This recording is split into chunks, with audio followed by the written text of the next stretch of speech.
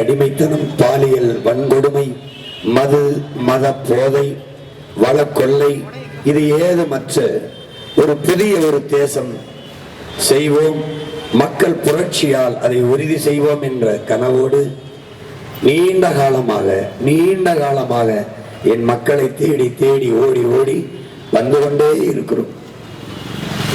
இந்த கனவு யாருக்கானது? எங்களுக்கும் பின்னே வரக்கூடிய எங்கள் தம்பி தங்கைகள், எங்கள் எதிர்கால பிள்ளைகளுக்கானது. நாங்கள் எதையெல்லாம் இழந்தோமோ, எவ்விடத்தில் வீழ்ந்தோமோ, எந்த உரிமையெல்லாம் பறிகொடுத்தோமோ, எதுவெல்லாம் எங்களுக்கு கிடைக்கவில்லையோ அதுவெல்லாம் எங்கள் பிள்ளைகளுக்கு கிடைக்க செய்ய வேண்டும். இழந்த உரிமைகளை அவர்களுக்கு பெற செய்ய வேண்டும் என்ற பெருங்கனவோடு தான் இந்த களத்திலே தன்னலமற்று உண்மையும் நேர்மையுமாக நின்று கொண்டிருக்கிறோம். அதனால்தான் ஏற்கனவே இருக்கிற அரசியல் கட்சிகளோடு தேர்தல் உடன்பாடு இல்லாது, கூட்டணி நோட்டணி பேரம் பேசாது, தனித்து களத்திலே நிற்கிறோம். வளைந்து நெளிந்து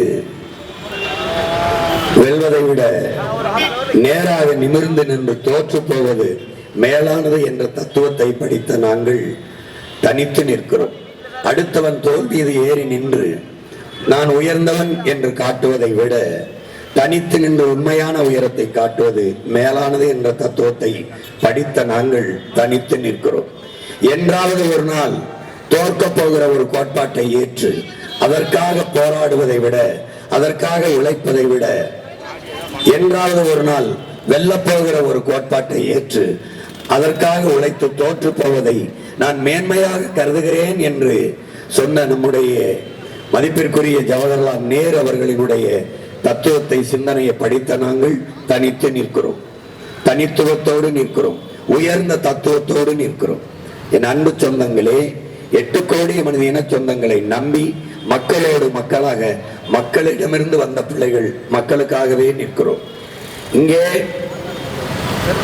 ஒரு அடிப்படை தேவையை கூட என் நாட்டு மக்கள் நிறைவேற்றிக் கொள்ள முடியாத ஏழ்மை வறுமை நிலையிலே வைத்ததுதான் இந்த 60 ஆண்டு கால திமுக அதிமுக கட்சிகளின் மாறி மாறி ஆண்ட ஆட்சியின் சிறப்பு.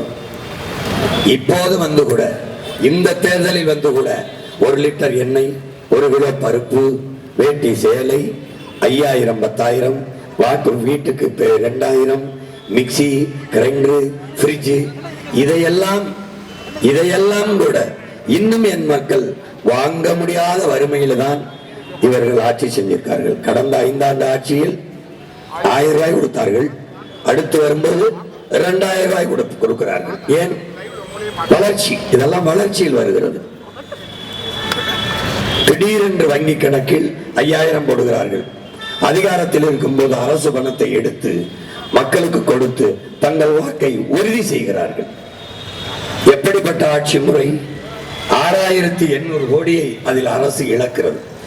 ஆசிரியர் பெருமக்கள், அறிவை வளர்க்கும் ஆசிரியர் பெருமக்கள் வீதியில் நின்று போராடுகிறார்கள், தங்களுக்கு ஊதிய உயர்வு வேண்டும் என்று. சம வேலை செய்கிறோம், சம சம்பளம் வேண்டும் என்று, பணி நிரந்தரம் வேண்டும் என்று. பகுதி நேர ஆசிரியர்கள் பணி நிரந்தரமாக எங்களுக்கு வேண்டும் என்று படிப்பிக்கிற ஆசிரியன், அறிவை போதிக்கிற ஆசிரியன், அறிவு கருவறையாக இருக்கிற ஆசிரியர் பெருமக்கள் பாதையில் நின்று போராடுகிறார்கள், வீதியில் நின்று கத்துகிறார்கள். அப்போ அவர்களுக்கு வேண்டிய ஊதியத்தை கொடுக்க எவ்வளவு பணம்? அதிகபட்சமாக 150 கோடி 200 கோடி செலவாகும். அதை கொடுக்காது 680 கோடியை இலவசத்தில் இழக்கிறது இந்த அரசு. அதில் இழக்கிற பணத்தை எங்கிருந்து எடுக்கிறது என்ற கேள்விக்கு அவர்களிடத்தில் என்ன பதில் இருக்கும்? மிக அத்தியாவசியமான பொருட்கள், மிக அத்தியாவசியமான பயன்பாடு மின்சாரம், மிக அத்தியாவசியமான தேவை நீர், மிக அத்தியாவசியமான அரிசி பருப்பு பால் முட்டை, மிக அத்தியாவசியமான வீடு, அதில் வீட்டு வரி சொத்து வரி, இதில் எல்லாம் வரியை உயர்த்தி அந்த பணத்தை எடுத்து பற்றாக்குறைக்கு 10 லட்சம் கோடி கடனை பெற்று 1 லட்சம் கோடி வட்டு கட்டுகிற நிலைமையில் நின்று கொண்டு ஒரு அரசு மேலும் மேலும் இலவசத்தை அறிவித்துக் கொண்டே இருக்கிறது. இதை திட்டம் என்று சொல்கிறது, பெருத்த நட்டம் என்று தெரியாது, திரும்ப திரும்ப சொல்லிக் கொண்டே இருக்கிறது. வளர்ச்சி வளர்ச்சி என்று சொல்லுவது கடனின் வளர்ச்சி என்று காட்டுகிறது. இதை அறிவு சமூகம் இப்போது இவர்கள் இந்த தேர்தலில் அறிவித்திருக்கிற இலவசங்களை நிறைவேற்ற இன்னும் 5 லட்சம் கோடி கடனை பெற வேண்டும். அப்போ 2 லட்சம் கோடி வட்டியாக வரும். தமிழ்நாடு அரசின் நிதிநிலை எவ்வளவு? பட்ஜெட் தொகை எவ்வளவு? 3 லட்சம் கோடி.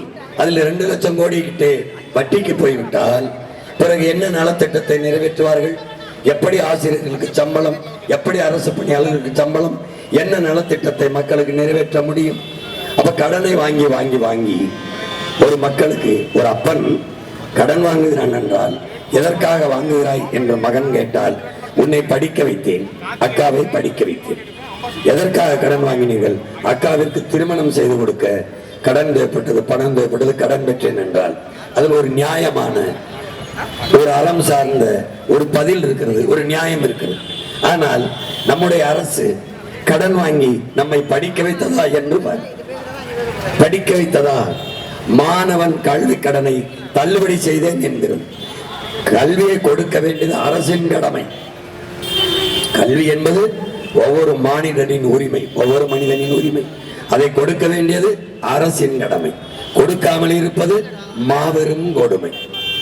அதை கடன் வாங்கி தன் நாட்டு பிள்ளைகளை, எதிர்கால தலைமுறையை, அறிவு கொடுக்க வேண்டிய செல்வங்களை கடனை வாங்கி படிக்கிற நிலைமையில் வைத்து அந்த கடனை தள்ளுபடி செய்கிறேன் என்று சொல்லுகிறது.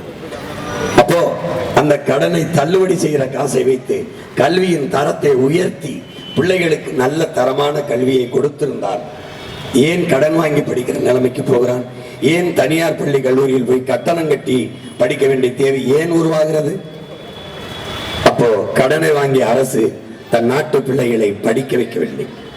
பிறகு உயிர் காக்கும் மருத்துவம் ஒரு மகத்தான சேவை. அது என் மக்களுக்கு தேவை என்பதுதான் நம் கோட்பாடு. தேடி தேடி ஓடி போய் சேவை செய்தான் சேகுவேரா. அவன் மருத்துவக் கல்லூரி மாணவனாக இருக்கும் போது மோட்டார் பைக்கை எடுத்துக்கொண்டு ஊர் ஊராக போய் அவன் சேவை செய்தான்.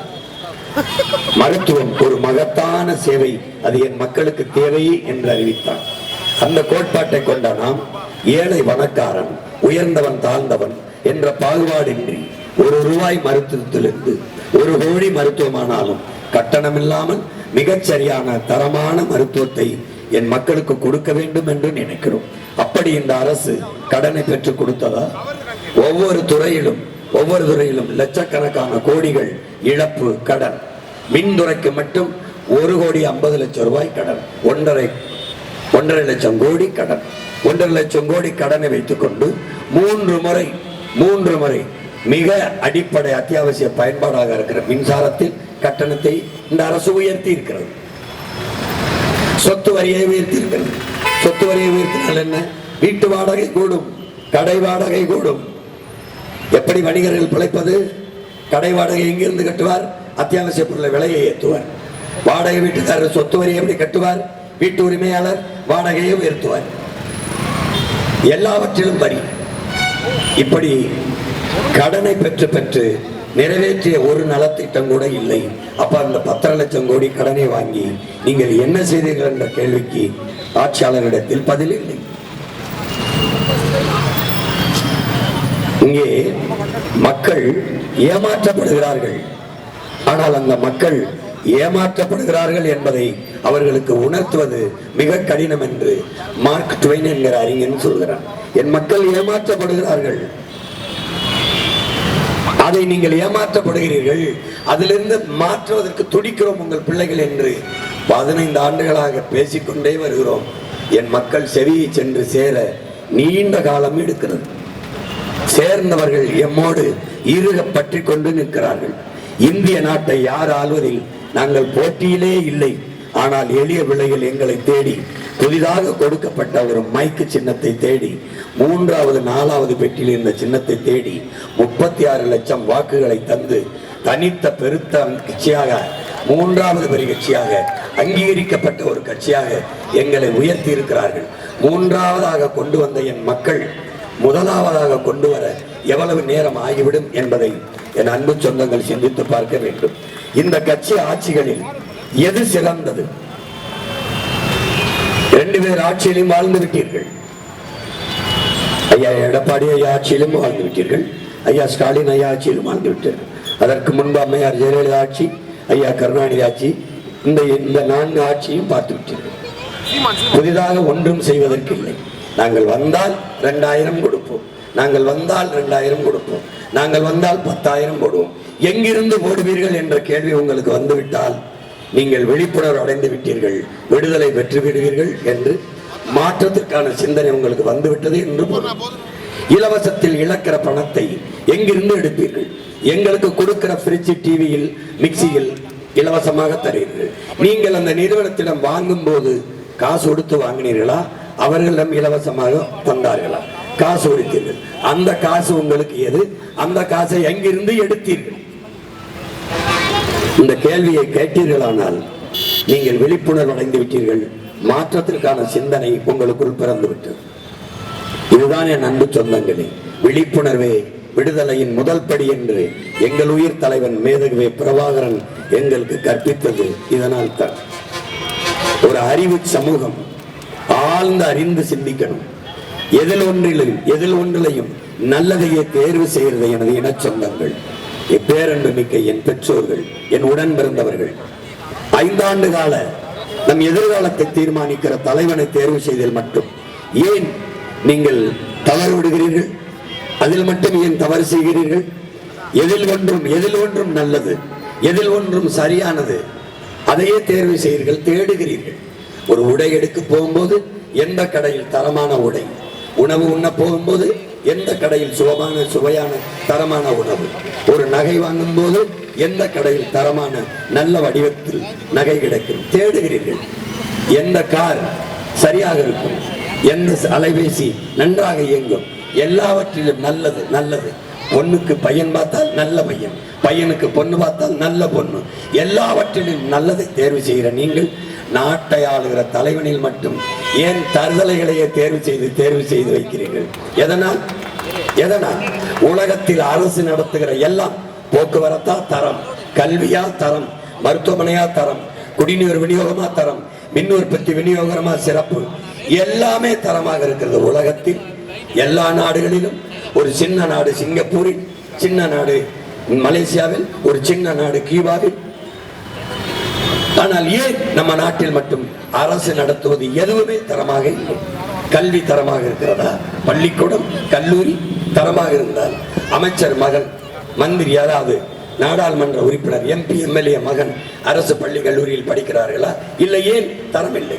அரசு பள்ளி கல்லூரியின் ஆசிரியர் பெருமக்கள், பேராசிரியர்கள் அவர்கள் பிள்ளைகள் படிக்கிறார்களா? இல்லை. ஏன் தரம் இல்லை? அரசு மருத்துவமனை தரமாக இருக்கா? தரமாக இருந்தால் ஏன் அம்மையா ஜெயலலிதா அப்பளவில் படுக்க வேண்டும், அரசு மருத்துவமனைக்கு போகவில்லை? தரமில்லை. ஏன் ஐயா கருணாநிதி அவர்கள் காவிரியில் படுக்க வேண்டும், அரசு மருத்துவமனைக்கு ஏன் போகவில்லை? தரமில்லை.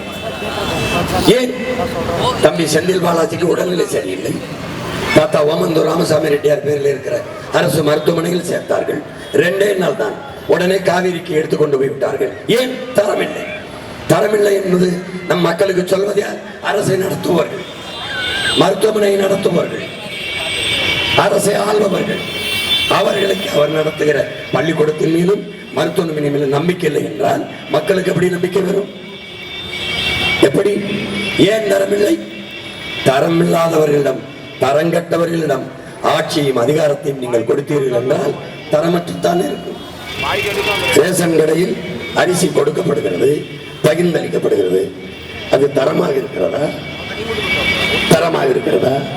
ஒரே நிலம், ஒரே நெல், அது கடைக்கு விற்பனைக்கு போகும்போது தரமாக இருக்கிறது.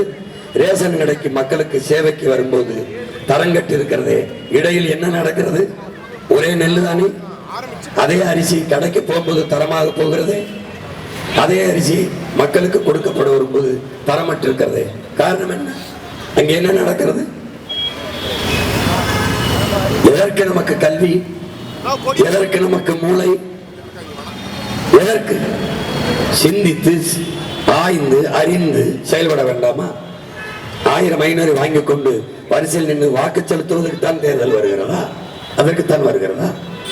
அதுக்குத்தான மதிப்புமிக்க நம் உரிமைகளை சில ரொட்டி துண்டுகளுக்காக விற்பது உலகில் அவமானகரமானது என்று அண்ணல் அம்பேத்கர் கற்பித்தது நமக்கு நீங்கள் கற்கவில்லை. அதை மதிப்புமிக்க உரிமை மக்களாட்சியிலே மக்களிடத்தில் இருக்கிற அந்த வாக்கு. அதை விற்பது என்பது ஒரு தன்மான இழப்பு, ஒரு அவமானம் என்கிறார். இதை படிக்காத பிள்ளைகளானா படிக்கவில்லை. வாக்கை விற்பது எந்த வழியில் சரியானது? அது ஒரு தேச துரோக குற்றம் இல்லையா? தன் எதிர்காலத்தை தீர்மானிக்கிற சரியான தலைவனை தேர்வு செய்ய தவறுவது எவ்வளவு பெரிய குற்றம், எவ்வளவு பெரிய பிழை. படித்து பயன் என்ன?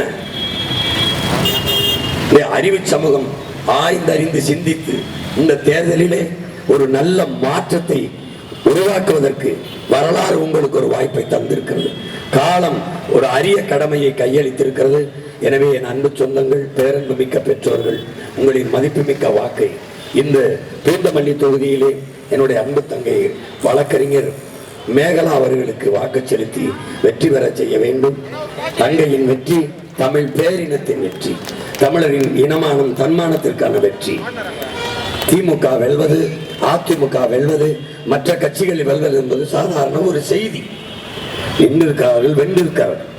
ஆனால் நாம் தமிழர் கட்சி, உங்கள் கட்சி, உங்கள் பிள்ளைகள் வெல்வது, நாங்கள் வெல்வது வரலாற்றில் மாபெரும் மாற்றம், புரட்சி, சரித்திரத்தில் பெருஞ்சாதனை. எளிய பிள்ளைகள் வந்தார்கள். எந்த பெண்கள் மந்திரியின் மகனோ வாரிசுகளோ இல்லை, சாதியை சொல்லவில்லை, மதத்தை சொல்லவில்லை. காற்று என்றார்கள், நீர் என்றார்கள், நிலம் என்றார்கள், வளம் என்றார்கள், மலை என்றார்கள், கல்வி என்றார்கள், மருத்துவம் என்றார்கள், பாதை என்றார்கள், பயணம் என்றார்கள், வேலை என்றார்கள், சம்பளம் என்றார்கள், அதை கொண்ட வாழ்வு என்றார்கள். இதையெல்லாம் சொன்னார்கள். நாங்கள் உங்கள் வாக்குக்கு காசு தரமாட்டோம், ஆனால் நல்ல வாழ்க்கையை தருவோம் என்றார்கள். நாங்கள் நோட்டை கொடுத்து உங்களை ஏமாற்ற வரவில்லை, ஆக சிறந்த நாட்டை படைக்க வந்தோம் என்றார்கள். அதனால் அந்த மக்கள் மாற்றத்திற்கான சிந்தனையோடு எளிய பிள்ளைகள் அவர்களுக்கு விவசாய சின்னத்திலே வாக்கை செலுத்தி வெற்றி பெற செய்தார்கள் என்று ஒரு வரலாற்று பதிவை என் இன மக்கள் இந்த தேர்தலிலே எழுதுவார்கள் என்று நான் முழுமையாக உண்மையாக நம்புகிறேன். என் அன்பு சொந்தங்களே, அருமை பெற்றோர்களே, என்னிலும் இளையின் தம்பி தங்கைகளே, உங்களின் மதிப்புமிக்க வாக்கை என் அன்பு தங்கைக்கு பூந்தமல்லி தொகுதியிலே விவசாய சின்னத்திலே மேகலாவுக்கு செலுத்தி வெற்றி பெற செய்யுங்கள். நமது சின்னம் விவசாயி, விவசாய சின்னத்திற்கு வாக்களிப்போம், வருங்கால தலைமுறைக்கு வாழ்வளிப்போம் என்ற உறுதியை ஏற்போம். புரட்சி எப்போதும் வெல்லும். நம் வெற்றி நாளை அதை சொல்லும். நம் இலக்கு ஒன்றுதான், இனத்தின் விடுதலை. இனம் ஒன்றாவோம், இலக்கை வென்றாவோம். தமிழ் தாய் வாழ்க, தலைவர் பிரபாகரன் வாழ்க, நாம் தமிழர்.